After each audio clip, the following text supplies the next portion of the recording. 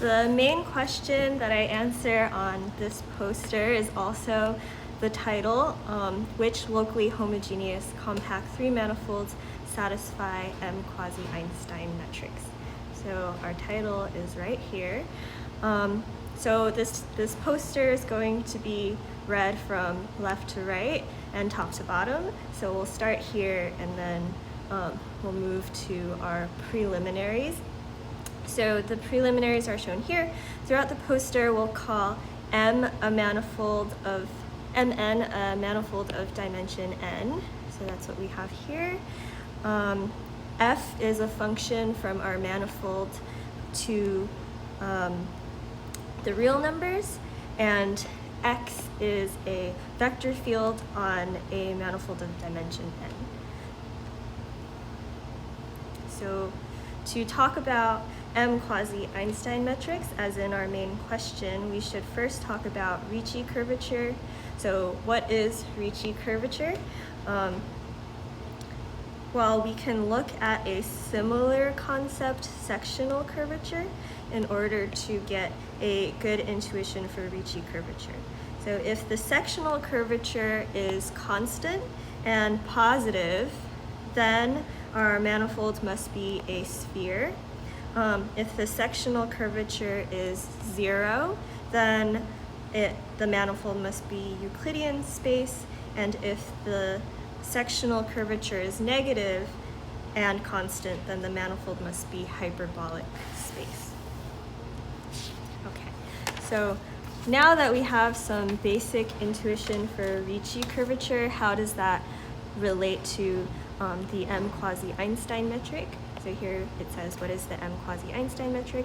So here, if G is a metric, if A is constant, and if M is a constant, then we define the m-Bakri-Emry-Ricci tensor as follows. So the notation is Ricci sub x superscript m, and we define that as the Ricci plus 1/2 times the Lie derivative minus 1 over m x star tensor x star. So here, this LXG is the Lie derivative of G with respect to x. X star of y is the inner product of x and y. And then the m-quasi Einstein equation is defined as Ricci xm equals ag. And just a reminder, G is the metric, A is a constant, M is a constant as well. So we often call this a generalization of the Einstein equation, Ricci equals ag, so this is the Einstein equation.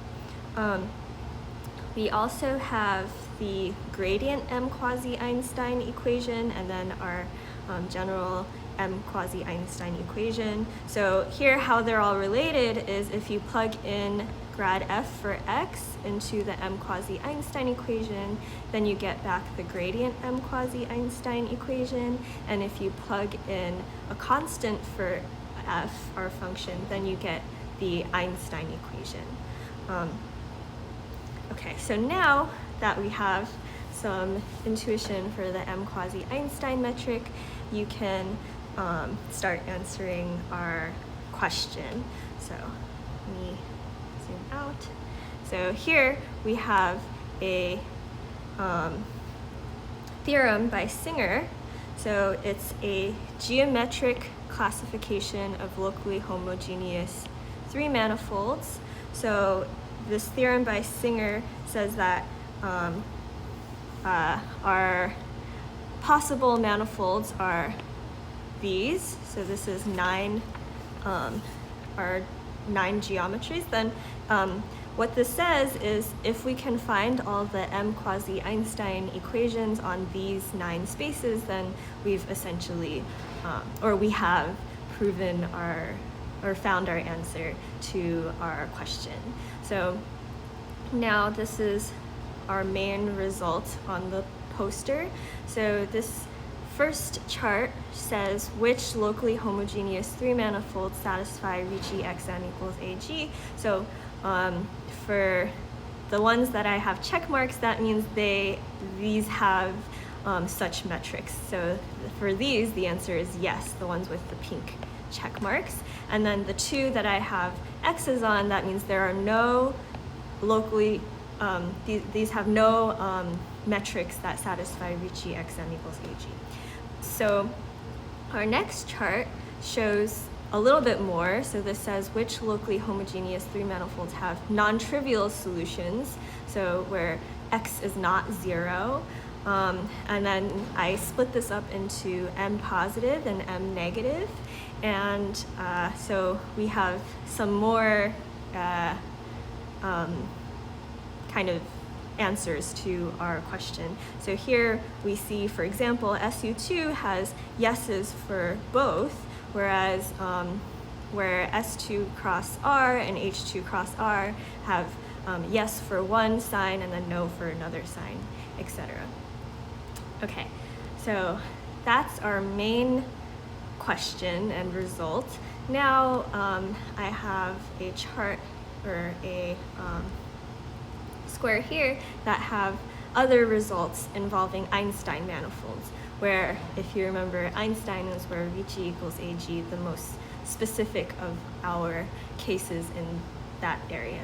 So this says, let M be a compact Einstein manifold, then M is m-quasi Einstein if and only if M is S1, not including the case where M is infinity and X is 0. So this is interesting because this gives us a characterization of this m-quasi Einstein metric where where it's also Einstein, where Einstein is something that we kind of understand more, and then m-quasi Einstein is something we don't understand as much. And this tells us that if we have its compact and m-quasi Einstein, then it must be this very specific space S1. And that's also interesting because this gives us a dimension that M has to be, right? S1 is one-dimensional.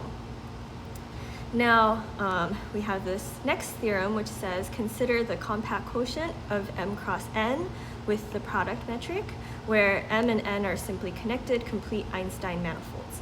Then we have Ricci xm equals ag, which again is m-quasi Einstein if and only if m is the real numbers or n is the real numbers.